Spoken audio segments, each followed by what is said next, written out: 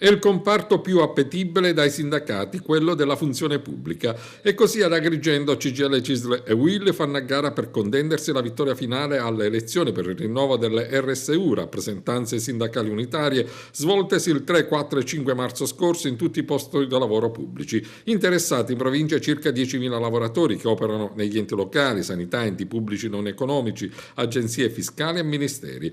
La partecipazione è stata altissima, oltre l'82% degli aventi diritto. Ciascuna organizzazione rivendica per sé il successo. La CGIL parla di 32% di consensi con punti di crescita nella sanità di oltre il 7%, portando i seggi da 7 a 9. Anche la CISL da parte sua rivendica il successo nel settore del lavoro pubblico. 3.150 voti pari al 45% nella scuola e 2.300 voti nei comparti della funzione pubblica pari al 32%. E anche la UIL parla di grandissima vittoria, primo sindacato al comune e all'ex provincia regionale di Agrigento, con rispettivamente il 31 e 44% dei voti che hanno determinato l'attribuzione di 5 e 6 seggi. Un sindacato, commenta Filippo Danile della UIL, in forte ascesa. E sul voto al comune sentiamo Attilio Sciare e Francesco Di Vincenzo, rappresentanti di sindacati autonomi. Per noi come sigla, come CSA, è stato un ottimo risultato, nel senso che abbiamo riconfermato di pari passo i nostri 4 rappresentanti, abbiamo tutta una serie di problemi da dover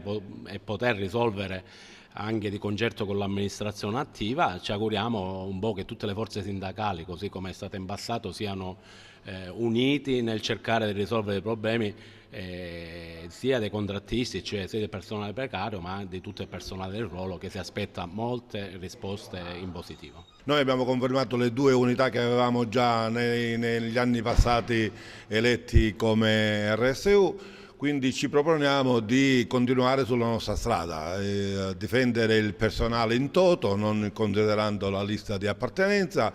Quindi a livello personale siamo molto soddisfatti del risultato. La Polizia Municipale è stata combatta al suo interno, quindi siamo felici di questo risultato.